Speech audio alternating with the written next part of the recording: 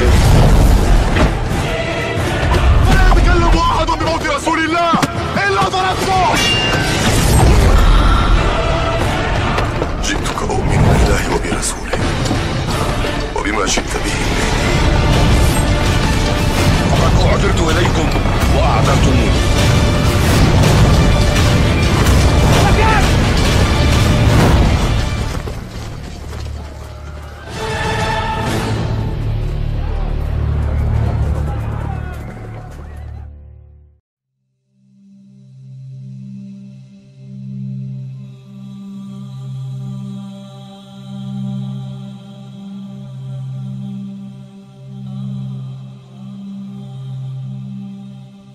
Tema besar Zuhur Al-Mahdi, hadirnya Al-Mahdi. Dan setelah kemarin kita membahas tentang pembaiatan awal Al-Mahdi, kemudian diikuti dengan penenggelaman pasukan antara Mekah dan Madinah di sebuah gurun pasir yang mencakup wilayah Zulhulaifah. Kemudian juga kita membahas tentang pembaiatan gelombang berikutnya yang mencakup para mujahidin dari Syam dan Irak berdatangan ke Ka'bah membaiat Al-Mahdi. Maka sekarang tema kita adalah Qafilah Jihad, ya, Jaisyul Mahdi, pasukan Al-Mahdi. Kalau kita lihat hadis Abu Dawud, ya, yang menjadi rujukan awal kita, disebutkan di sana fayaqsimul mala wa ya'malu fin nasi bi sunnati nabiyyihim sallallahu alaihi wasallam wa yulqil islamu bi jiranihi fil ardi. Artinya Al-Mahdi akan membagikan ghanimah dan akan beramal di tengah manusia dengan sunnah Nabi Muhammad SAW, dan Al-Mahdi akan menyampaikan Islam ke seluruh penduduk bumi, ya. Jadi ini merupakan, ya, misi utama, ya, Amirul Mukminin fi akhir zaman, pemimpin kaum beriman di akhir zaman, sekaligus khalifah dari babak khilafatun ala minhajin nubuwah, Al-Mahdi, ya. Dia tugasnya adalah menyebarkan Islam ke seluruh penduduk bumi ini, ke seluruh penjuru dunia ini, sehingga sebagaimana kata Nabi, yamla'ul arda qistan wa adlan kama muliat jawran wa zulman. Al-Mahdi akan penuhi bumi secara merata dengan keadilan, sebagaimana bumi sebelumnya dipenuhi secara merata dengan kezaliman, ya. Dunia sebelum masuk ke babak kelima, ketika masih di babak keempat, era mulkan jabriyah, era para penguasa yang memaksakan kehendak mereka, dunia ini dalam zulumat, dalam kegelapan, ya, kezaliman, ya. Sementara ketika masuk babak kelima, era khilafatun ala minhajin nubuwah, maka dunia ini, ya, disinari kembali dengan keadilan, ya, dipenuhi dengan cahaya keadilan. Keadilan apa? Keadilan dinullah, agama Allah Subhanahu wa taala, al-Islam ini. Nah, jadi saudaraku rahimakumullah, kalau kita merujuk kepada kitab Ensiklopedia Akhir Zaman karya monumental Syekh Dr. Muhammad Ahmad Al-Mubayyad di halaman 728 dan 729, beliau menyebutkan, sudah dijelaskan pada bagian sebelumnya bahwa ada dua pergerakan penting yang dilakukan pasukan Islam di masa Al-Mahdi, ya. Salah satunya adalah pergerakan dari Jazirah Arab menuju Syam. Kemudian terjadi pertempuran yang menentukan antara pengikut Al-Mahdi dengan pusat kekuatan di Syam, atau yang kemudian dikenal dengan ekspedisi Bani Kalb, ya. Selanjutnya terbukalah kesempatan bagi Al-Mahdi untuk memerintah Syam, sehingga dia pun berpindah ke Damsyik atau Dimashq atau Damaskus, ya. Nah, jadi Asimatu al-Khilafah, ibu kota khilafah pada masa Al-Mahdi adalah Damaskus, ya, pada awalnya. Nah, pada waktu yang sama, pasukan Ashabu Rayatus Sud, pasukan Panji Hitam, sampai di negara itu, ya, di Syam, dan bergabung dengan Al-Mahdi. Pertemuan dan aliansi dua pasukan ini, pasukan Panji Hitam dan pasukan Al-Mahdi, tidak diterangkan oleh dalil yang jelas, ya. Hanya saja redaksi pada hadis-hadis yang ada dan sejumlah indikasi yang termaktub pada beberapa asar menunjukkan adanya peristiwa itu. Nah, sedangkan di dalam suatu hadis yang diriwayatkan oleh Imam Muslim, Nabi Muhammad SAW menyebutkan tentang kafilah jihad yang melakukan futuhat, pembukaan wilayah demi wilayah yang asalnya tidak tunduk kepada hukum Allah menjadi tunduk kepada hukum Allah, ya. Dalam hal ini hadisnya berbunyi sebagai berikut. Rasulullah SAW bersabda, "Taghzuna jaziratal Arab fayaftahu Allah." Ya, kalian akan perangi semenanjung Arab, lalu Allah taklukkan semenanjung Arab untuk kalian. Thumma Farisa fayaftahu Allah. Kemudian Persia, Iran, ya. Lalu Allah taklukkan dia untuk kalian. Thumma taghzuna ar-Rum fayaftahu Allah. Kemudian kalian akan perangi Rum, ya, Rum itu Eropa, ya. Lalu Allah taklukkan dia untuk kalian. Thumma taghzuna ad-Dajjal fayaftahu Allah. Kemudian kalian selanjutnya akan memerangi Dajjal dan Allah taklukkan dia untuk kalian. Nah, jadi saudaraku rahimakumullah, di dalam hadis ini setidak-tidaknya disebutkan ada 4, ya, futuhat, pembukaan wilayah, ya, atau 4 pertempuran, peperangan yang terjadi, ya, di masa Al-Mahdi, yaitu pembebasan Jaziratul Arab, kemudian wilayah Persia, kemudian Rum, ya, melawan Eropa, Nasrani, ya kan, terus kemudian melawan Dajjal, ya.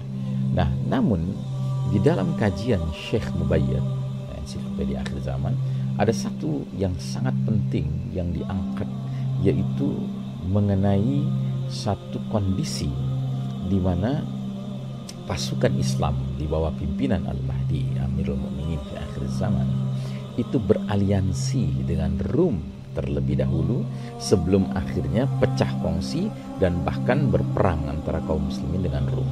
Dan kita tahu peperangan antara kaum muslimin dengan Rum itu dikenal sebagai Al-Malhamah, sebagai perang besar atau Al-Malhamah Kubra, ya. Kalau orang-orang barat mengistilahkannya dengan istilah Armageddon, tapi kita dalam tradisi sunnah Nabi SAW kita tidak mengenal istilah Armageddon. Nah, uniknya justru awal mula sebelum terjadinya Al-Malhamah, perang besar antara kaum muslimin dengan Rum Nasrani, justru tadinya terjadi aliansi yang aman, yang damai antara Al-Muslimun dengan kaum Nasrani, ya. Disebutkan di dalam hadisnya, ya, satu salihuna Ruma sulhan aminan fataghzuna antum wahum, ya. Jadi dikatakan satu salihuna Ruma sulhan aminan fataghzuna antum wahum aduwan min waraikum, ya. Kalian umat Islam akan mengadakan suatu perjanjian damai dengan Rum. Kemudian kalian dan mereka akan memerangi musuh dari belakang kalian, ya. Dan uniknya hadis ini, ya, itu dipasangkan lagi dengan hadis lain yang secara redaksi mirip sekali bunyinya, hanya ujungnya sedikit berbeda. Dikatakan dalam hadis yang lain, satu salihuna Ruma sulhan aminan fataghzuna antum wahum aduwan min waraihim, ya.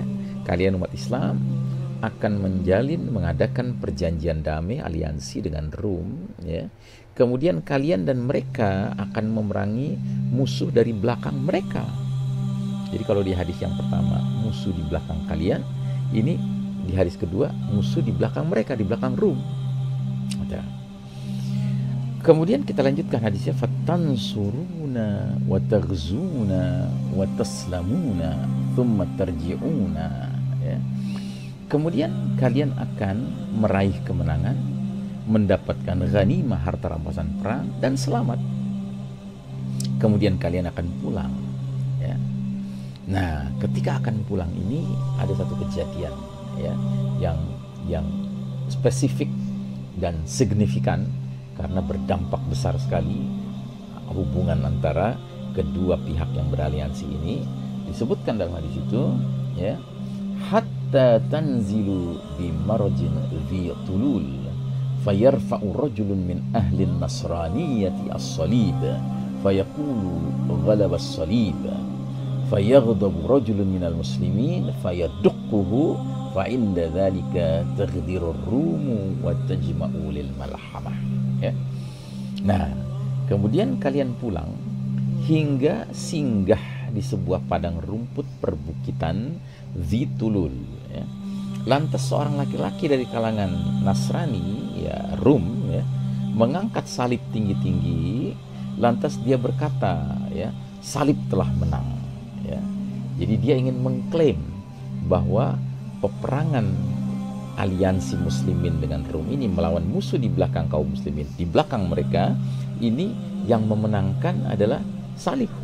Ya, sebab kemenangan itu karena adanya pertolongan salib.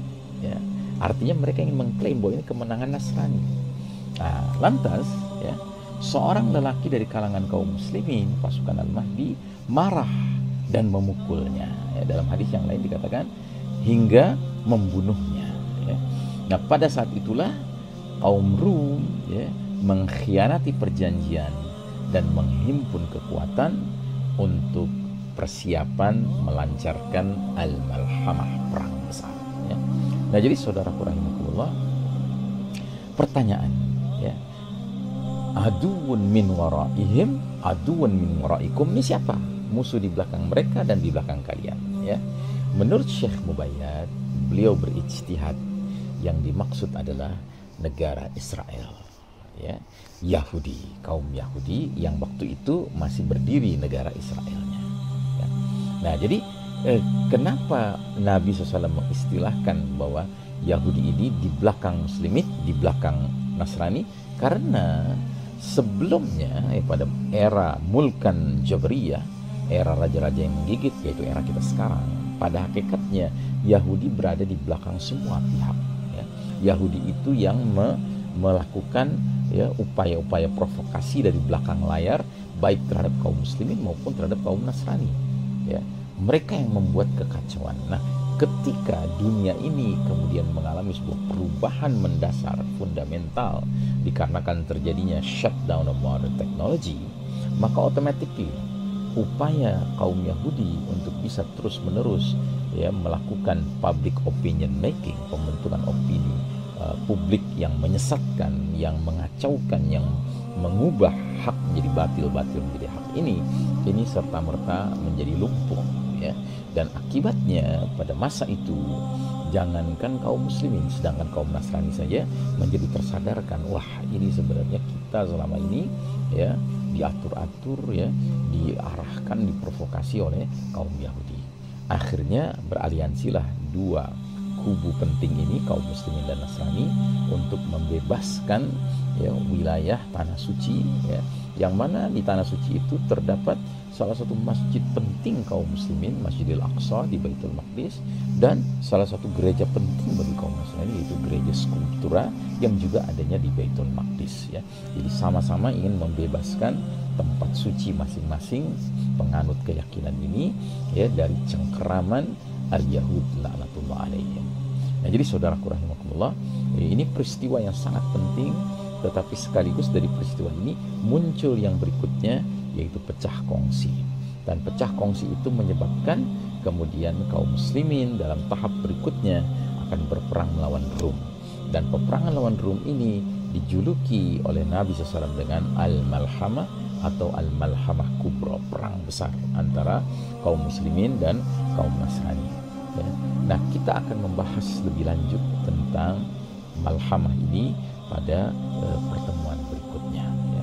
Mudah-mudahan apa yang kita bahas hari ini, ya, setidak-tidaknya memberikan gambaran bahwa di masa kepemimpinan Al-Mahdi, ya, berbagai ekspedisi-ekspedisi jihad akan berlangsung, ya, karena, ya, memang setelah umat menyatu di dalam satu kepemimpinan yang jelas, yang semata-mata ingin menegakkan kembali di kalimatillah, kalimat Allah, hukum Allah yang berdaulat, tentunya wilayah demi wilayah, negeri-negeri dunia ini harus dibebaskan, harus dibuka agar juga mengikut kepada ketundukan akan hukum dari Rabbin Nas, rajanya manusia dan Tuhannya manusia, Allah Subhanahu wa taala. Nah, dengan demikian keadilan al-Islam ini dirasakan di mana-mana. Ya, demikian, wassallallahu ala nabiyyina Muhammadin wa ala alihi wa sahbihi wasallam tasliman walhamdulillahirabbil alamin. Wassalamualaikum warahmatullahi wabarakatuh.